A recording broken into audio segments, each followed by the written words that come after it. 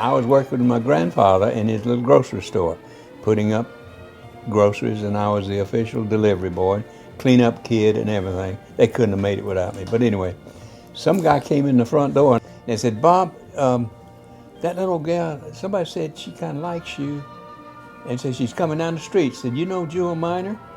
And said she and her sister Mary are coming down the street. I said, who is Jewell Minor? And said, go out there and look. And I went out there trying to not be too obvious, and here come this little blonde, two little blondes, but the taller one had hair down to her waist, and sun was behind it, was like gold shining off of her. And I walked out there and I just looked up just like that. And I ran on across the street where some boys was playing kickball out there and acted like I was talking to them, and I kept looking and watching she and Mary was just but Jewell was walking so demurely, like a princess would, you know, or queen. Anyway, it was then it happened. And I went home that night. I had to ride my bike all the way through South at East Point, Northeast Point to my home. And I didn't eat anything for a week. And my mother said, are you sick? I said, what, Mom? She said, you're not eating anything. And I said, oh, I'm all right. Man, I had been smitten. Now I was 13 and she was 12. Now that's a while ago. I don't even remember walking down that street. Yeah. But I do remember that he delivered our groceries, and my family could not wait to see him. Everybody loved him. It made me not want to like him because they thought he was so great. And he had a shirt that had pennies on it as the buttons. My mother thought that was the cutest thing she'd ever seen. I thought, I don't like him because they liked him too much.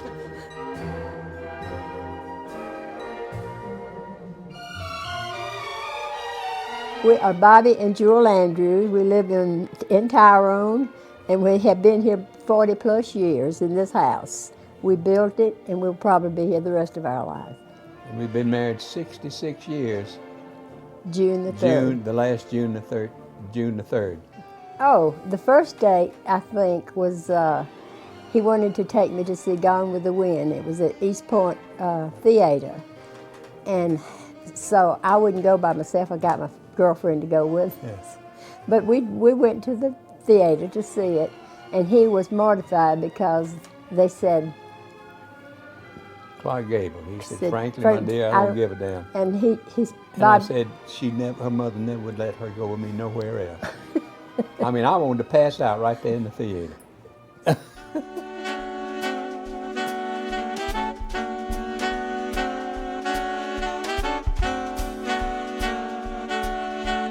6 years of dating on and off, getting mad and dating on and off.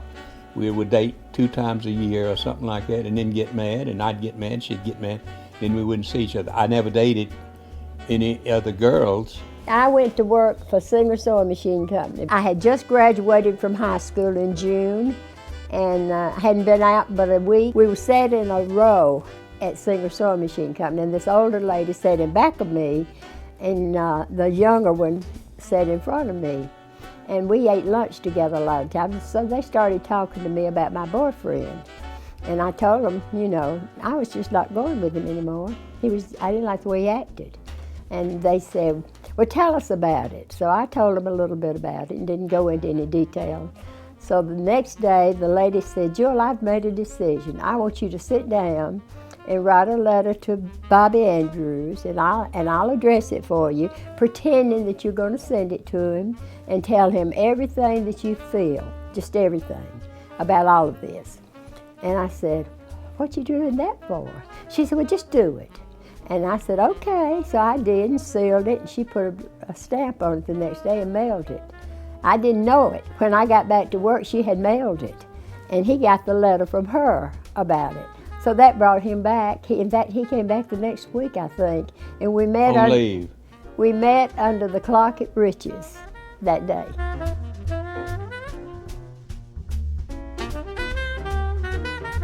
I said, we're engaged. I don't have a ring because I ain't got no money, but said, can we be engaged to be engaged? And she said, yeah, that's fine enough for me. I said, I'll get you a ring when I get out of the Navy, and I'll have some savings. Anyway, that's, oh, and she, what kind of ring? What kind of ring did I She tell says, you? okay, as long as it's platinum. God, I've never heard of that. She's not particular, but it. I got a platinum ring though.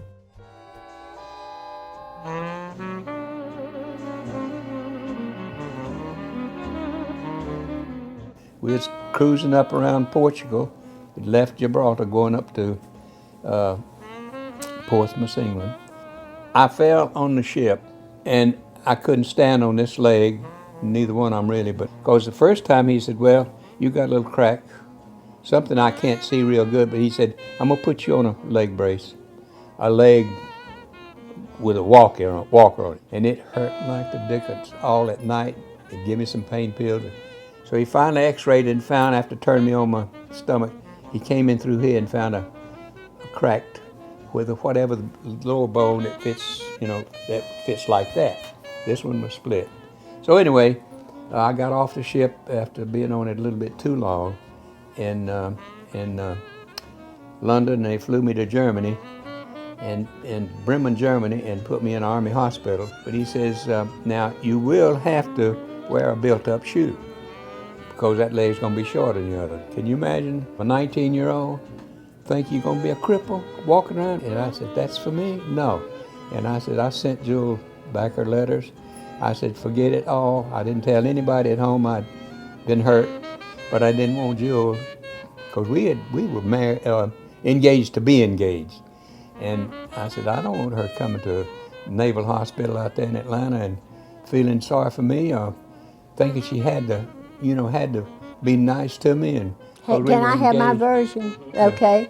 My version is that day was poppy selling day. Me and Mary both went to downtown East Point to sell poppies. That's when she and got as I started to go out the door, back. Daddy said, Mary will sell more than you, Jewell. And of course, that's all I needed. I came back, I overwhelmed her with all of my soul. And came in, I was so excited and didn't know what to do. There was that letter with all that, my pictures back in it. And I was devastated. And that's the way I found it. I was a basket case. That's the way I found it. You're punching me again. I know it, because I'm giving my side of that one.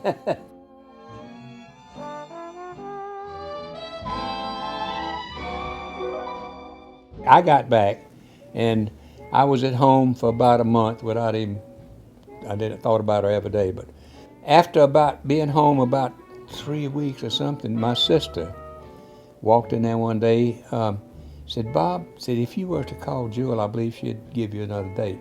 I said, do you think she would? I don't see why she would, what I'd done to her with her pictures and everything. So she said, call her, and I bit the bullet and called her. And so she says, yeah, we'll go to a movie if you want to. I said, okay, man. And I could, the next night, and I was down there in Daddy's Chevrolet, running the wheels off of that Chevrolet, getting there. And we dated, and we went to the movie, and then we went for a ride out. I said, we gotta figure this out now. And she says, figure what out? And I said, our situation. She says, well, I'm happy in my church, and I'm in the choir, and I'm happy, and so I don't want to go steady. Man, that brought the old Andrews temper. Not temper, but I was hurt all the way through, and I was trying to get out of this pity party I'd been in for so long. That's what it was. I was depressed because the one girl I ever loved in my life was her, and then I don't want to go steady. Go steady, poo. We're supposed to be engaged to be married. But we stopped there wasn't many cars running. You didn't have gasoline even though the war was over. So we was riding along talking, and then she was telling me how happy she was with the church and the choir. And I said, I don't know if I could beat that or not. But anyway, I pulled over, just yanked it over the side of the road. I says, let me tell you something right now. I says, I'm in love with you, and I always have been, and you should know it. But I said, you're going to kiss me right now and tell me everything is all right, or it's off completely. And she looked so funny then, and so she said, okay. She kissed me, and everything was all right. Set our marriage for the following June the 3rd, and that was in 1945. Wait a minute, no, that was 1946. June the 3rd, 1947, we got married, right? Mm-hmm. Yeah, I was home in 46, September 46, and the following June, 47, we got married.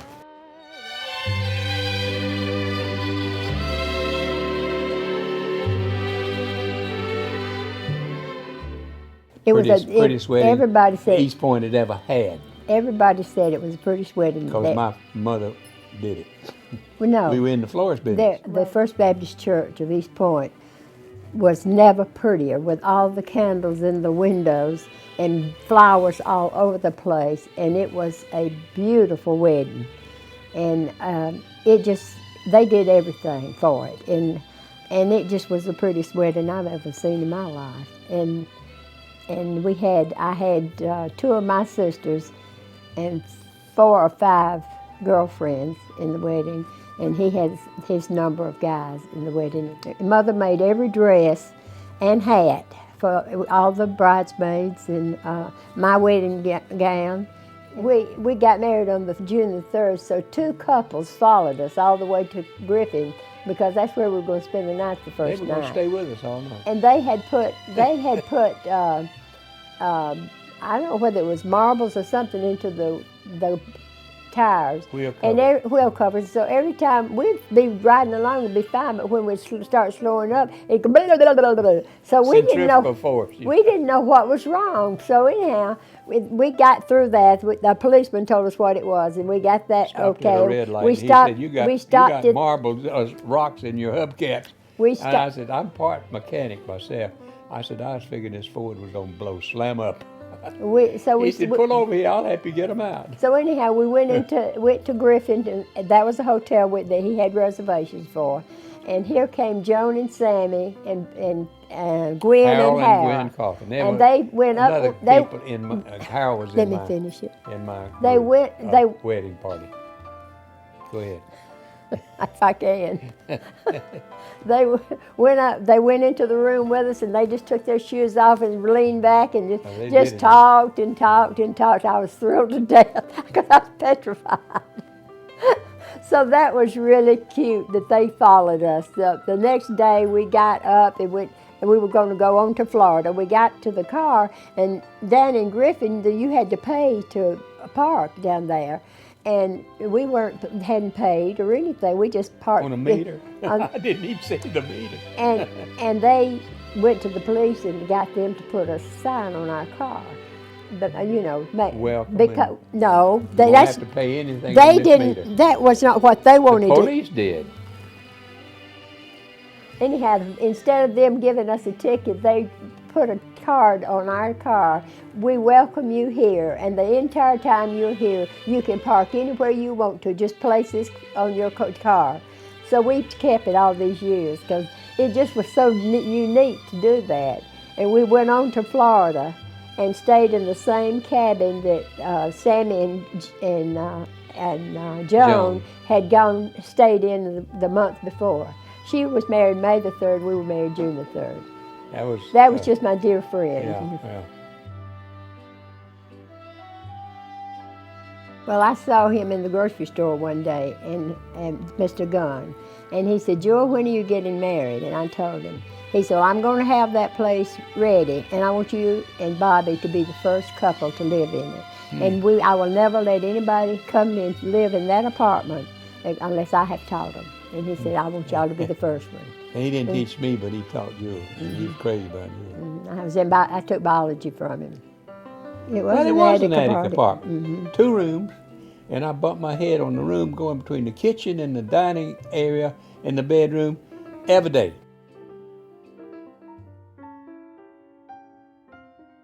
I had to go to the Dr. Coppage that day because I felt funny. I felt real funny.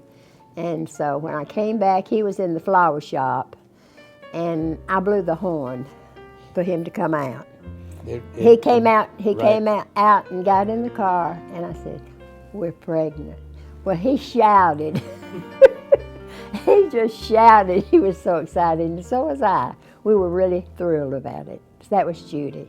Mm-hmm. And she was born April the 5th, the next year, kind of close. Yeah. But it was legal.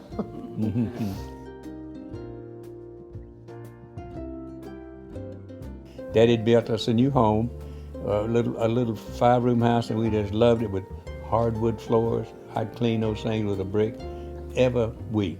You had to put your brick around, and then take the paste polish, and it would shine like new money. But anyway, I came home late one night. It was raining. I had a Dick Tracy raincoat and a hat, and Jewell did quite well with Judy.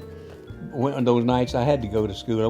Was it one night or 2 nights a week? I forget. Doesn't matter. But I came home this one particular night, and it had been pouring down all over. And so I pulled in the backyard and parked the car and came in the house with my key. And she was sound asleep, so I was real quiet. And so I walked in our bedroom and took my coat. After the door is open and entering, I just hooked it over the end of the top of the door, you know. And your hat on top of it. And then I put my hat on somewhere up there. On top of that. And then I got in bed, and as I got in bed and just laying there, and you know that moment when you are leaving the world and going into a absolute beautiful slumber, and somebody just screams to the top of their voice. I'd sit up in bed. I said, "What in the world's wrong with you? That man in the door." Well, I grabbed it. I looked too, and I wanted to get up and attack. I was going to attack him if he touched my child or my wife. And then about halfway out the bed, I says, "That's my raincoat." Yeah, well, we got Judy, and then Sandy was born. When we was in our home, our new home, down in College. This was down in College Park. Sandy was born in College Park. Sandy, without the efforts of Dr. Leila Denmark, I think she finally died at 104. 114. 114. 114. And in Atlanta, everybody knew Dr. Leila Denmark. She saved our son, our beautiful son's life. To look at him today. She called him Spitty. Know how close it was. She called him Spitty because no milk would stay with him. I had to clean out my linen closet with everything because I had every formula that was ever made in that closet. Everything. He could not hold anything down. The final formula, Dr. Denmark was trying everything. He had enlarged thymus. And she told us, she said, a lot of doctors in Atlanta don't even believe in an enlarged thymus. And he said they said it would straighten itself out. But she says, I want you to go to this doctor that will give him 3 x-ray treatments, and that will fix it. Sandy was he looked blue. And I said, honey, he didn't gain any weight like a baby's supposed to. So finally, we took him. Let me tell about that. Okay. I had to go in with him, and they didn't give me any kind of thing to hold on, put down on because of the x-rays and everything. The lady that made it was outside, but she had on a metal apron. And I had to sit there beside him, and that x-ray machine was this big. He was this big. And it came down, and I had to hold the milk for him to just get him still. And I didn't have anything on. All I could think of is if that thing falls, he will be squished. I was so nervous. That's the most frightened I've ever been in my life. But it really worked. After 3 x-ray treatments, he started being better. He started getting fat. Can you imagine standing in the door looking at my baby, and he was fat? Not because really, real fat. He didn't gain any weight for the first month or 2. Babies are supposed to gain weight. And it was more than. But anyway, you look at him today. He's so fabulous. But that was a part of our life that just about did me in. But the Lord, and with prayer, pulled us out of that. Every time I had gone, both times that I had gone to have the baby. I didn't get out of the prep room. I never paid for the delivery room because I would not dilate until the baby came. And so therefore, Sandy and Kathy I didn't have to pay for the delivery room because I didn't dilate till it was Judy happening. and Sandy. Well, Judy and Sandy, excuse me. Then Kathy came along, and Dr. Coppage told Bobby, he said, don't even hesitate. If she says, I think, get in the car and fly, because she will have that baby on the way if you don't. So the same thing happened. I didn't dilate until the baby came, and she didn't. I was in the delivery room with her then, the same way. She was a little bitty thing. Bless her little heart. She was born into a family that had 2 siblings older than she, and they gave her heck. Oh, they, poor little thing. I'm telling you, I could tell you stories, but I won't, because we're over that.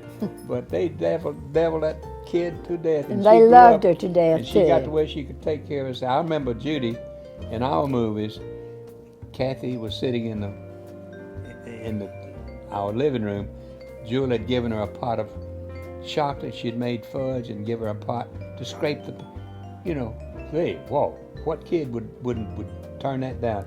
And Kathy was down with a spoon of chocolate all over her face, 3 years old, and Judy reached down like she was going to get, Judy was devilment, and she reached down like she was going to scrape her finger, and Kathy looked up at her and said, yeah. And I said, Kathy, don't hit your big sister. But anyway, Judy just leaned over and popped, just laughing her head off. But Judy was devilment too. But Sandy and Judy both gave that child fits. Kathy finally, when she got up a little grown, she could take care of herself.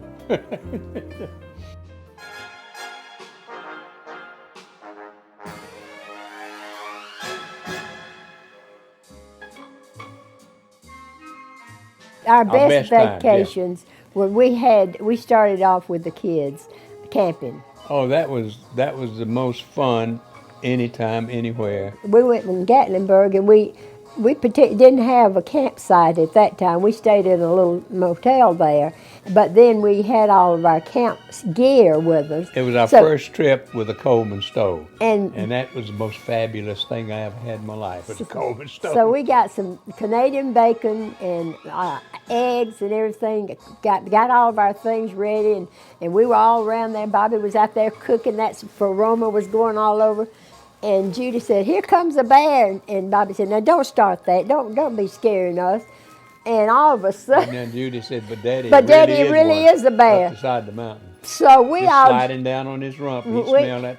We all jumped in the car and locked him. Bobby was still outside. I went screaming around, let me in. What the wise thing to do in that case, when your dad, if he's camping in the mountains, will know, is take all the newspaper you would use. I took some newspaper to put over it had a table, that was on the side of a park. And it had already gotten, some of the juices from the eggs and stuff. We had finished eating, and so I just bundled those up and went over about 20 feet away and put them in the garbage can and let them top off. But Bobby kept and that's where the bear went. But I'd run around, somebody open the door! And they went. They were laughing after we were that. Hysterical. You ain't 20 feet from a bear and trying to get in your car and see, you get excited. I mean, this wasn't no little bear either. We had fun with those kids always. And there was never, we all looked forward to it. And the whole gang that went, they'd pass and say, let's go, go, go every time. It was just a fun time for us and the kids. All of them had the ages our kids were. Yeah. And they had a ball. They really had a good time. At one time, we had a complete block right down the middle of the campground from people from College Park and East Point, friends and Pat's sisters and brothers, and then our good friend James and Juanita Parker and their kids. We had a complete a block long of campsite.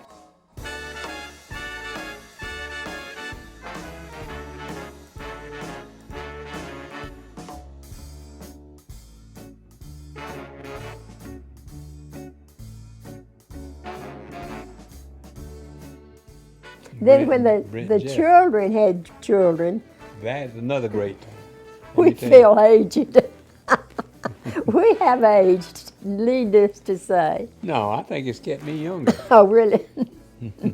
Our grandkids, Or our after our life. children. That's right. After our children were grown up and everything, then they started having their children. Well, to me, that was the grandest thing in the world. I mean, nobody had kids as good as ours, or as cute as ours, or all this, and it has never stopped.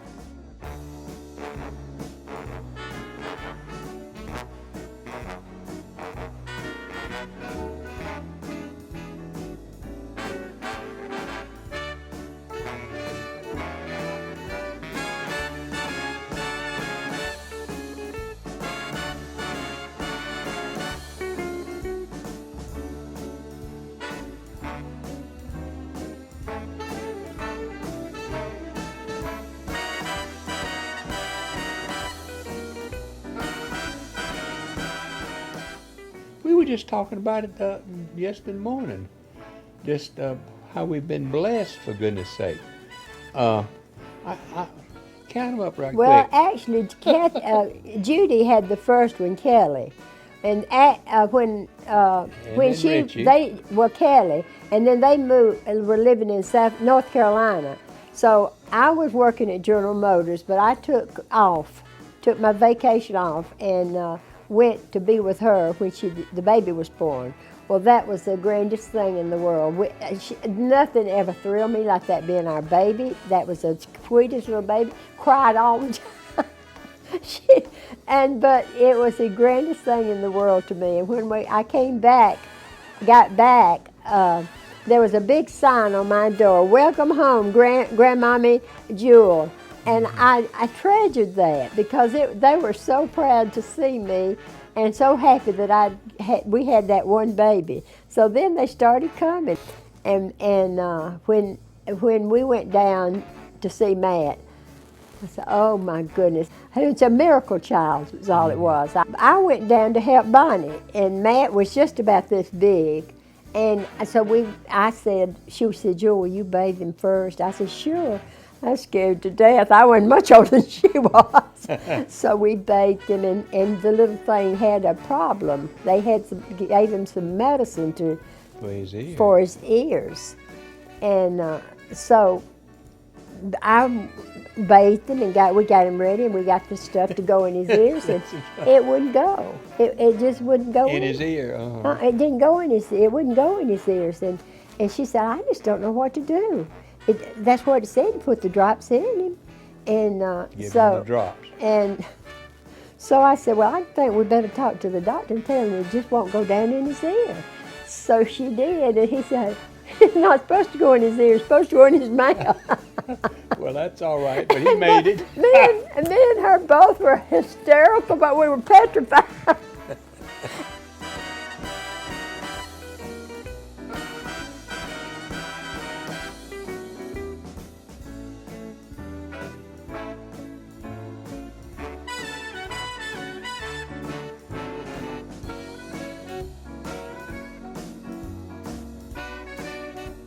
And then when those little kids that we were so proud of had little kids, great grandkids are so great.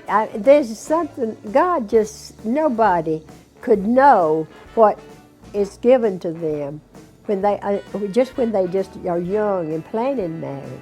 When all these other little offsprings come in and just absolutely lift you off to the floor sometimes. We just sit there and laugh our head off at them. It's wonderful. I live for the great grandbabies to come in.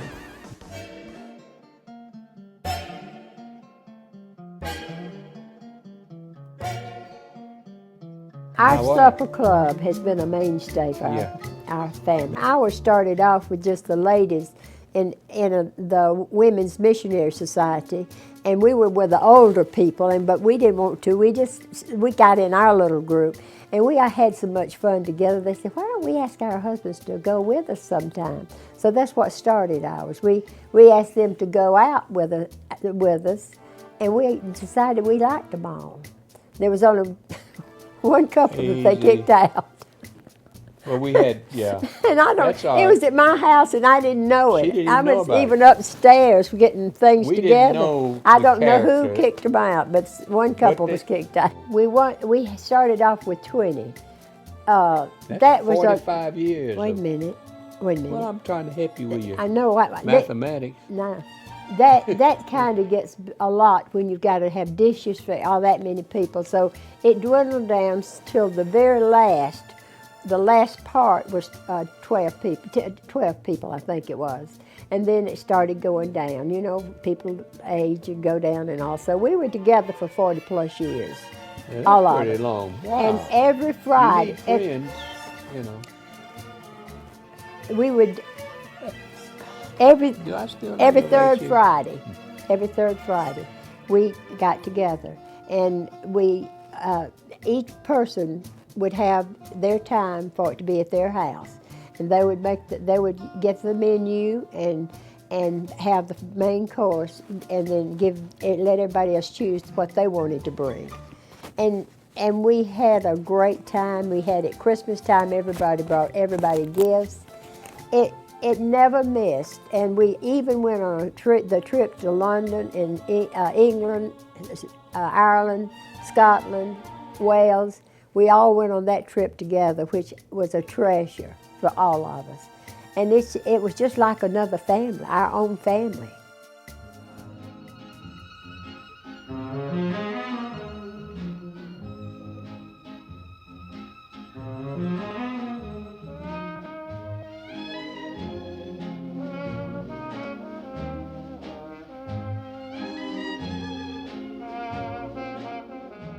Well, just always been so much in love.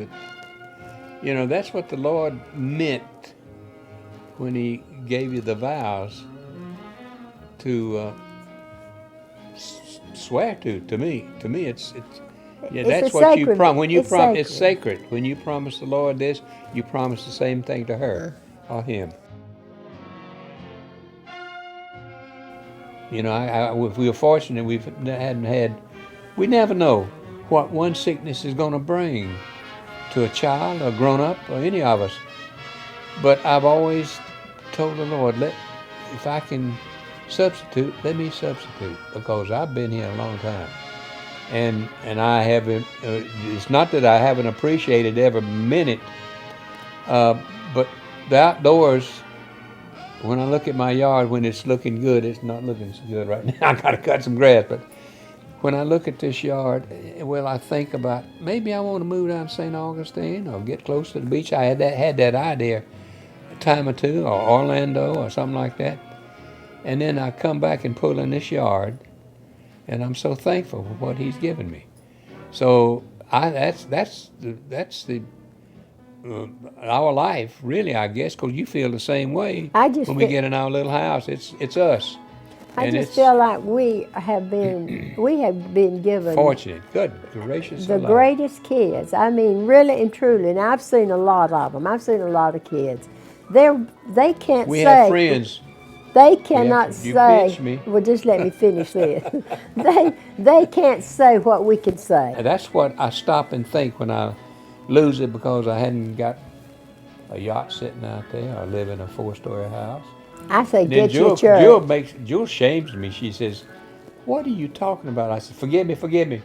Lord, forgive me too." I mean, Get I your babe. wanted a mansion for her. She likes her mansion here. This will have to do. And my mansion's gonna be up there. Okay. Okay. Oh my goodness. We mashed noses in.